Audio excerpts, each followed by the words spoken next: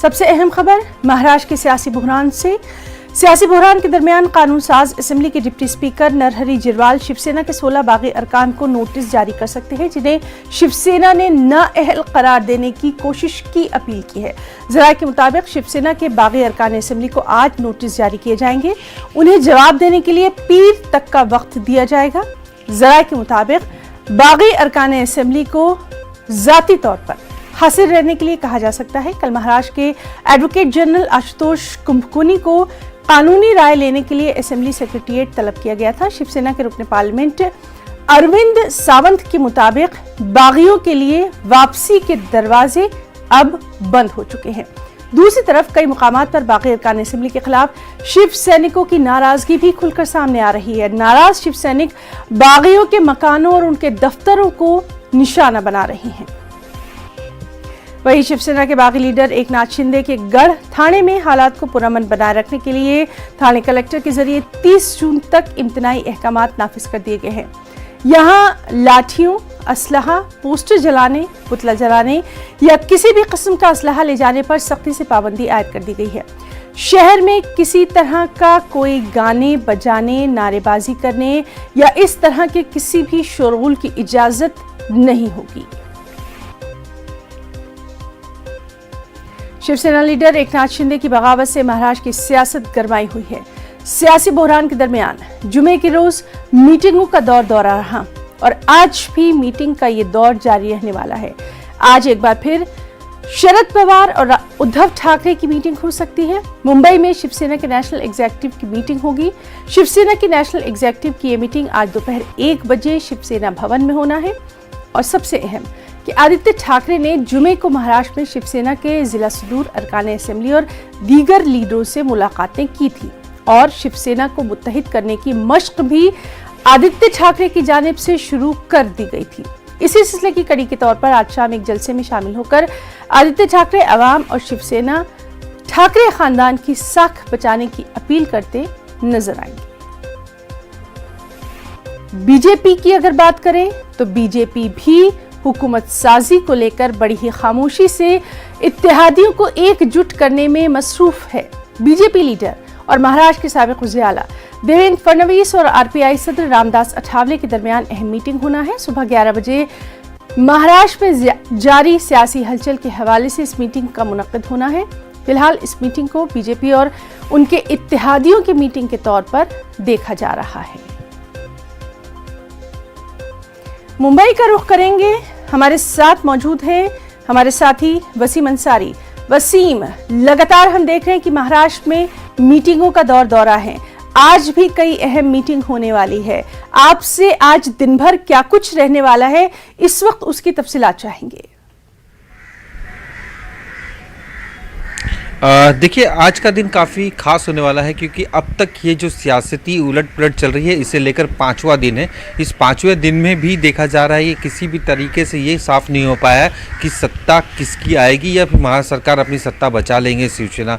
इस तरह की जो तस्वीरें अब तक साफ नहीं हो पाई, लेकिन प्रेशर कहीं ना कहीं यहाँ पे पूरी तरीके से देने का काम यहाँ पे शुरू हो चुका है। जिस तरह से देखा जा रहा है कई तरीके से जो शिवसेना के नेतागण हैं उन्होंने एक पॉलिसी तैयार की है और जिससे के तहत दबाव की जो एक प्रक्रिया है वो शुरू हो गई है विधायकों पे। जिस तरह से एक दिन पहले हमने देखा कि शरद पवार ने बाकायदा उद्धव ठाकरे से लगभग 1-1.25 घंटे के करीब बैठक की। इन्होंने कई मुद्दों पे चर्चा की। इसके बाद कई तरीके से गाइड भी किया है। अब उसी के लेकर शिवसेना अब एक्शन मोड में नज़र आ रही है। इसकी वजह है कि अब बागी विधायकों को लेकर जिस तरह से प्रेशर बनाया जा रहा है, उनकी जो सदस्यता है उसको लेकर खतरा नज़र आने लगा है। इस तरह के कानूनी दावपेच भी शुरू हो चुके हैं। अगर मंडे तक उन्होंने अपना जवाब नहीं दिया तो उनकी सदस्यता को भी लेकर खतरा हो सकता है। ऐसे में उनके पास महज सिर्फ 2 पर्याय है, या वो अपनी पार्टी बनाए जो अब इस वक्त पॉसिबल नज़र नहीं आ रहा, या फिर किसी पार्टी में शामिल हो जाए। उनके पास 2 पार्टी है। एक तो पहला वो बीजेपी में डायरेक्ट शामिल हो सकते हैं। अगर वो बीजेपी में शामिल होते हैं तो जिस तरह से उनके विधायकों ने बयानबाजी शुरू की थी कि वो असली शिवसैनिक है, शिवसेना बाला साहब ठाकरे के सिद्धांतों पर चलने वाली, उनके विचारों पर चलने वाली है, तो कहीं ना कहीं ये जो बयानबाजी है वो ख़त्म हो जाएगी अगर वो बीजेपी में शामिल होते हैं, या फिर उनके पास दूसरा ऑप्शन ये है कि किसी भी तरीके से वो प्रहार, जो बच्चू कडू उनके समर्थन में है, उनकी पार्टी है प्रहार, वहाँ पे शामिल हो जाए, उसके बाद वो किसी तरह का कोई अलायंस करे। तो दो विषय बाकी है, लेकिन कानूनी दांवपेच शुरू होने के बाद अब ये सारी निगाहें लोगों की राजभवन पर और विधान भवन पे। डिप्टी स्पीकर किस तरह से फैसला करते हैं, क्या उन्हें बोलने का मौका देते हैं, या फिर मंडे तक अगर नहीं आते तो किस तरह की कार्रवाई की जाती है, या फिर शिंदे गुट की तरफ से सरकार के खिलाफ नो कॉन्फिडेंस का एक लेटर वहाँ पे दिया जाता है, वहाँ पे लेकर अपनी जो बातें रख सकते हैं। ये दो तीन काफ़ी अहम बातें हैं, लेकिन शिवसेना इस वक्त ये चाहती है कि जो भी उनके साथ जो बड़े अधिकारी कार्यकर्ता है, जो पदाधिकारी है, वो उनके साथ जुड़े रहे, एकजुट हो और लगातार वो कमियां बताने की कोशिश करें। जिस तरह से उद्धव ठाकरे ने कल अपनी स्पीच में कहा कि लोगों को तकलीफ है कि मैंने अपने बेटे को मंत्री बनाया, लेकिन वहीं पर एकनाथ शिंदे से भी पूछा मैंने आपके बेटे शशिकांत को भी MLA MP बनाया, तो उसे लेकर कोई बातें क्यों नहीं करता। कई तरह के ऑफर्स दिए गए थे, आप लोगों ने कई बार बीजेपी ने क्या किया देखा गया था, हिंदुत्व को बांटने की कोशिश और शिवसेना को खत्म करने की कोशिश बीजेपी की तरफ से की जा रही, इस तरह के आरोप भी लगाए थे। लेकिन कहीं ना कहीं एक इमोशनल कार्ड भी चल रहा है, और साथ ही जिस तरह से हमारे सूत्र बता रहे हैं कि पुलिस की तरफ से काफी अलर्ट जारी कर दिया है ताकि किसी भी तरीके से महाराष्ट्र में कोई भी दंगे या फिर किसी तरह की कोई गड़बड़ी ना हो, उसका भी ख्याल रखने के लिए पुलिस को अलर्ट किया गया। जी वसीम, ये तो रही पूरी तफसीलात। आज महाराष्ट्र में मुंबई में क्या कुछ होने वाला है आपसे हम ये भी जानना चाहेंगे, क्योंकि कल जिस तरह की खबरें आई थी कि एकनाथ शिंदे जो है वो अपने होटल से निकले हैं, मुंबई आने के लिए निकले हैं, और फिर आपने ही ये खबर ब्रेक की थी कि वो वापस भी अपने होटल पे चले गए हैं। उनके ताल्लुक से क्या कुछ खबर है, कोई जानकारी हमारे जराए या सूत्र दे पा रहे हैं?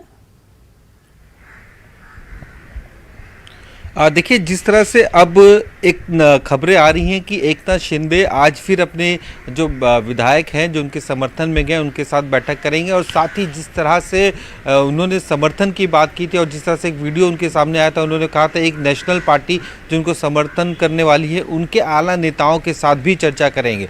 देवेंद्र फडणवीस मुंबई में मौजूद है। कल देर रात उन्होंने बैठकों का सिलसिला उनके घर शुरू था, लेकिन अचानक कुछ देर के लिए वो अपने घर से निकलते हैं और कहीं ना कहीं एक ये जो मुलाकातों का सिलसिला है अब वो शुरू हो चुका है, प्रेशर टैक्टिक्स शुरू हो चुकी है।